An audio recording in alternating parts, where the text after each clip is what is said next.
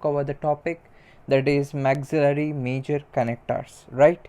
Earlier we have covered what is major connectors, what is the definition, what are the requirements, what are the guidelines. You can go back and you can find it out and you can listen it again for revision. So in this video we are going to cover the maxillary and we'll try to cover the mandibular major connectors. So going ahead, so what is a maxillary major connector? It is used for the fabrication of the maxillary partial denture, and it also needs to require to follow the guidelines which are given for the major connector. So in addition to it, we'll try to understand what are the types of the major connector. So you need to remember total 6 types.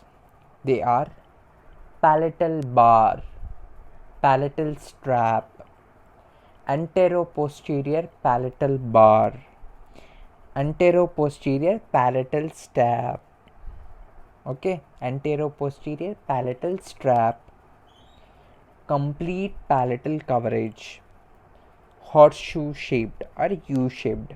Clear?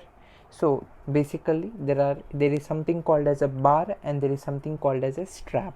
If it is present only one single bar and a single strap is present, you will be calling it as palatal bar or palatal strap.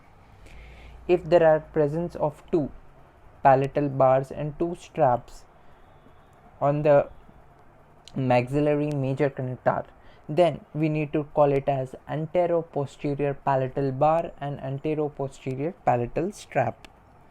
If it has a complete coverage, then we'll be calling it as complete palatal bar. Clear? Or complete palatal connector. And if it is only comprising of the ridgeal portion or the ridge, it is only enclosing the ridge, it is leaving away the palatal vault area, then it is called as U-shaped connector. So basically the maxillary major connectors are of 6 types. There are a palatal bar, palatal strap, antero-posterior palatal bar, antero-posterior palatal strap, and we have a U-shaped connector or a horseshoe shaped, similar to the shape of a horseshoe. Next we have the complete palatal coverage.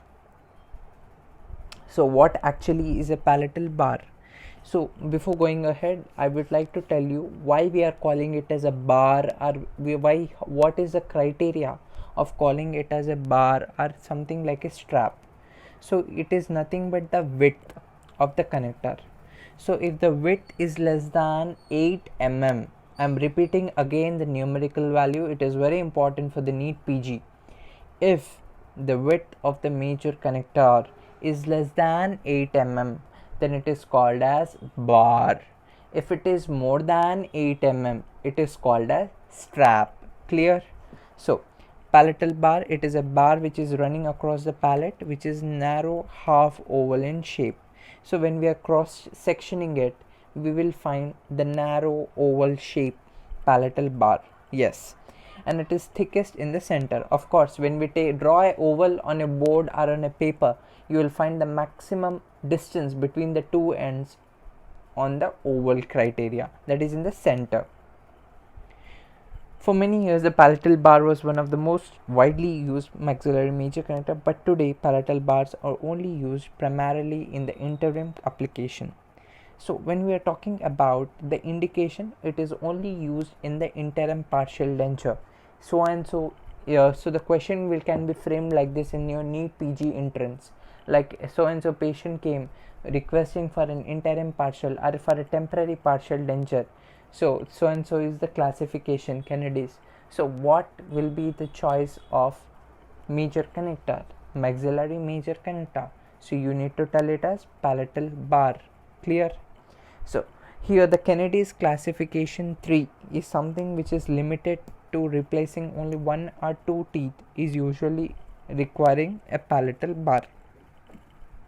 So disadvantages when we see, since only a single strip of metal is present, it will provide a little support. It is getting little support because the surface area itself is less.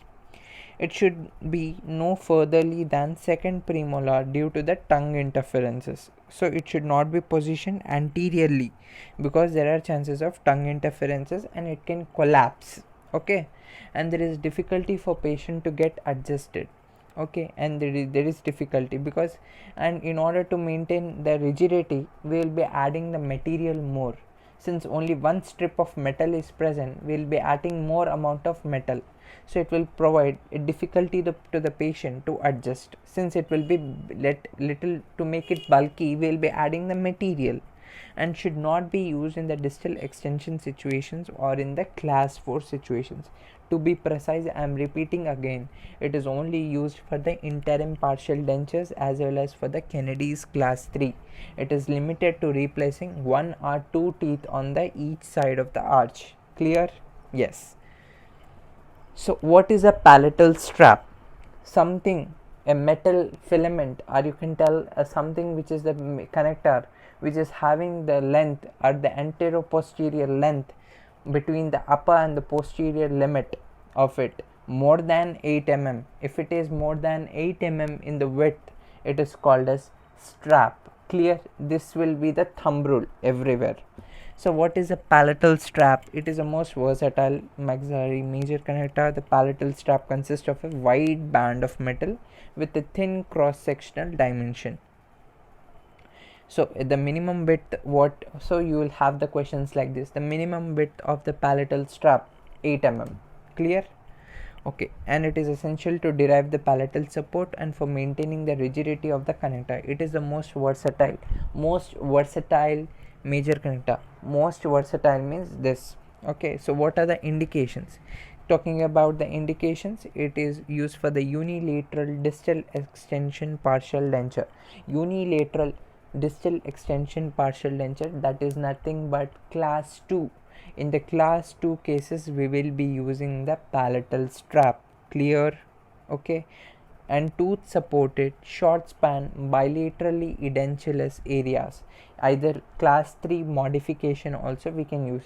It should be a tooth supported, that is nothing but the class 3. Now what are the advantages? It offers a great resistance to the bending and the twisting forces. Okay, advantages are, there is something called as L-beam principle. So let us try to understand and gather the information. Because the palatal strap is located in 2 or more planes, it offers a great resistance to the bending and the twisting forces, and this theory is nothing but known as L-beam principle. It is used in building the construction. Okay, so this L-beam is nothing but resistance to nothing but the bending and the twisting forces. As I have earlier said in our part 1 video that that there is a rotational forces in cases of distal extension partial dentures at the ends, distal ends, which will be lifting and tilting the denture. So this L-beam effect is the most important in resistance towards the bending and the twisting forces. So L-beam effect is seen in which type of major connectors? The best example is palatal strap. Clear? Yes.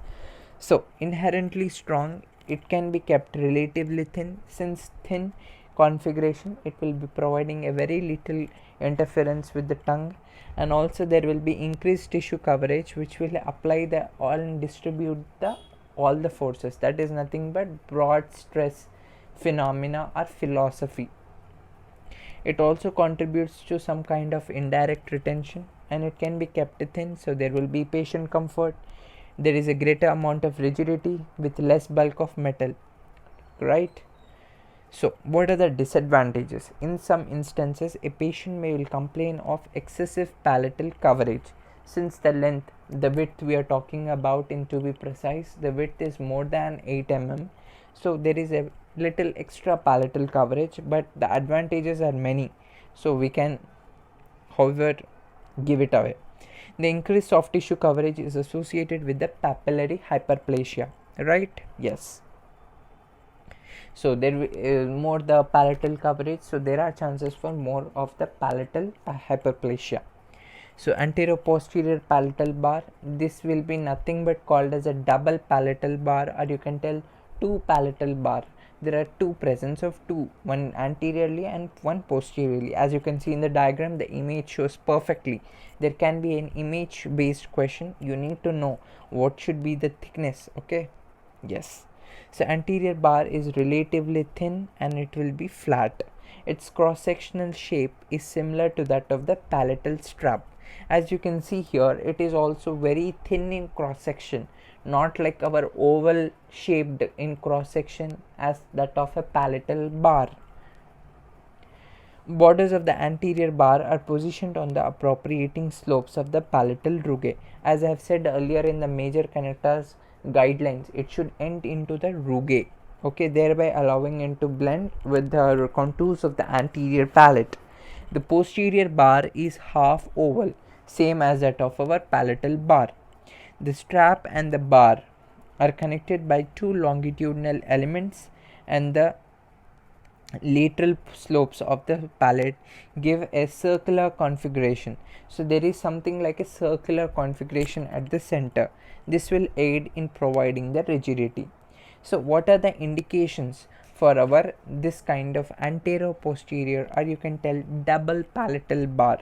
The indication is clear: anterior also missing teeth, posteriorly also missing teeth. So it can be a situation of class 2 and class 4. Okay, are patients who want to avoid the complete palatal coverage, or in cases with large inoperable palatal tori, or when the anterior and the posterior abutment teeth are widely separated. Clear? Yes. Next. So guys, coming to the advantages of the antero-posterior double palatal bar. The advantage is that it is rigid, and it also provides a strong L-beam effect, and it contributes to the great resistance. Okay, and it is limited, it has got a limited soft tissue coverage. And the disadvantage when we see is that it provides a less palatal support when compared to an antero-posterior palatal strap. Okay, and it has not indicated in cases of high palatal wall cases, and it is uncomfortable because it has got multiple borders. It is uncomfortable, and it provides an interference to that of the tongue. Coming to the horseshoe connector or the U connector, what actually it is? It is a thin band of metal which is something which is running along the lingual surface of the posterior teeth. Okay, it is running across the lingual surface of the posterior teeth, okay, or remaining teeth, and it is extending on the palatal tissues for about 6 to 8 mm. I repeat again, 6 to 8 mm. It is a thin band of metal which is running along the lingual surface of the posterior teeth. Anteriorly it covers the cingulum. Okay, anteriorly it will cover the cingulum portion, and posteriorly it will extend 6 to 8 mm onto the palatal tissues, and the lateral borders will be at the junction of the horizontal and the vertical slopes of the palate. As you can see in the diagram here, the lateral border, what it is, it should be at the junction of the horizontal as well as the vertical slopes of the palate. So where it will be indicated, let's see. Indications are, it is indicated for the anterior teeth replacement, that is in the class 4 situations. In class 4 situation, we will be preferring U-shaped connector, or you can tell horseshoe shaped connector. Clear? It is indicated for class 4 situation. In patients who have the tori, since tori patients can inoperable tori, something like that, we can give this U-shaped connector. There is excessive vertical overlap of the anterior teeth, okay, and it needs to stabilize the anterior teeth. Wherever there is a need to stabilize the anterior teeth, where there is a mobile anterior teeth, we can use this connector. And where there is excessive vertical overlap of the anterior teeth, in such cases also we can use this horseshoe shaped connector. Clear? So what are the advantages? Let us go for the advantages. It is reasonably strong, and it will derive some vertical support and indirect retention from the palate. Since it is a palatal major connector, it will be getting some indirect support and retention, and it is reasonably strong. What are the disadvantages of the horseshoe connector? Disadvantages of the horseshoe connector is that it has got less resistance to the flexing and the movement at the open end. where is the open end? That is the distal extension, the distal most, the last posterior point of the connector. It has got the less resistance to the flexing and the movement at the open end, hence it cannot be used in the distal extension basis. That's the reason we are using it only in for the anterior teeth replacement. I repeat again, it is used only for the anterior teeth replacement, class 4. If anyone comes, a patient came with missing 1 1 1 2 2 1 2 2, you will be giving him horseshoe shaped or U shaped connector. Greater bulk in the anterior part is required, and this will be avoiding the flexing interferences. This will be providing something kind of an interference in the phonetics kani, or there can be even discomfort. Patient will be having discomfort. Coming to the closed horseshoe, whenever we are telling closed horseshoe means at the back it is closed. That is nothing but our antero-posterior palatal strap, or you can tell double palatal strap. Basically it has got a anterior and a posterior palatal strap, and it has got a flat longitudinal element on each sides of the lateral slope of the palate. The thickness of the metal in the strap should be uniform. All the requirements for placing the borders anteriorly, posteriorly and laterally are applicable. Indications: whenever there is a numerous teeth loss or replacement is required, we will be approaching to the antero-posterior, and whenever there is any tori present, we will be going for it. And it is indicated in cases of Kennedy's class 1 and Kennedy's class 2 with anterior tooth replacement. If in case there is a class 1 and a class 2 along with some kind of a modification area which is present across the midline, you can tell one anterior tooth is missing and either a posterior segment is missing on either of the arch of the side, either side of the arch, then we will be approaching the antero-posterior palatal strap. Coming to the advantages, as I have said earlier, whenever double posterior straps or antero-posterior straps or bars are used, they will be providing something called as an L-beam effect. So here again we will be finding a strong L-beam effect, a good palatal support and rich with less thickness, rigid, and it will be with less thickness. Now disadvantages, coming to the disadvantages, there will be interferences with the phonetics and the patient comfort in cases. Now the next, the most coverage. So the dash maxillary major connector having the maximum surface area, complete palate, remember this, complete palate will provide the ultimate rigidity and the support. Highest support, highest rigidity is seen for the complete palate. It also provides the greatest amount of tissue coverage. The anterior border of the complete palate must be kept 6 mm away from the marginal gingiva, or it must cover the cingulum portion of the anterior teeth.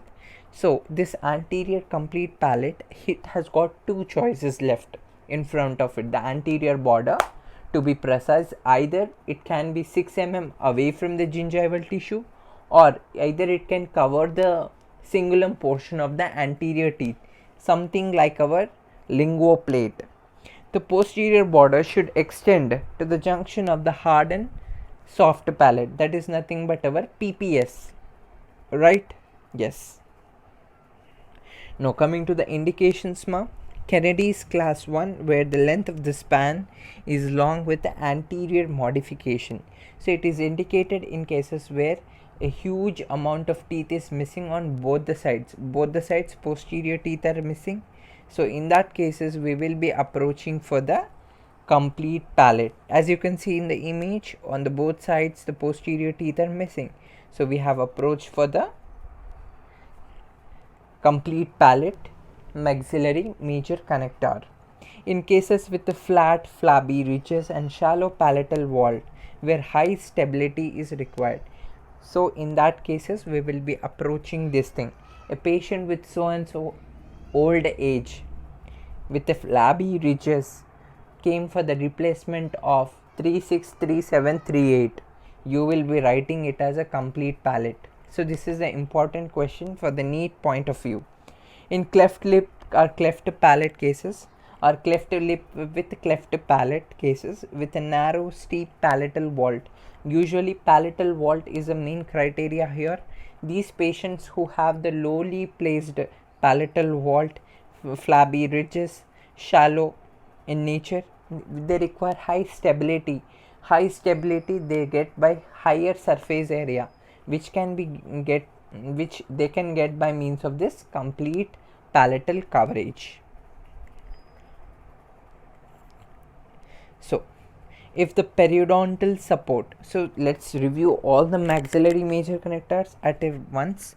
This is very important, listen carefully. If the periodontal support of the remaining teeth is weak, more of the palate should be covered. Thus a wide palatal strap or complete palatal plate, complete palate is important or indicated. If the remaining teeth have adequate periodontal support and little additional support is needed, either you can go with a palatal strap or a double palatal bar. For long span distal extension basis where rigidity is very much critical, you can approach with antero-posterior palatal strap or a complete palate is indicated. Long span, as I have earlier said, it is used in the class 1 and class 2 with anterior displacement, anterior missing tooth replacement. We can go with the closed horseshoe or a complete palate. When anterior teeth must be replaced, a horseshoe shaped horseshoe or a closed horseshoe or a complete palate may be used. The final selection must be based on the modifying factors such as number, location of the posterior teeth missing and the support of the remaining teeth and the type of the occlusion. So whenever an anterior teeth is to be replaced, we will be approaching a horseshoe shaped, or you can call it as U-shaped connector, or a closed horseshoe or a complete palate, because the final selection will be based upon the several modifying factors such as number, location of the posterior teeth missing, support of the remaining teeth and the type of the opposing occlusion. If torus is present and is not to be removed, a horseshoe closed or a closed horseshoe or an anterior posterior palatal bar may be used, which one to use to be depends upon the other factor. A single palatal bar is rarely indicated. Okay,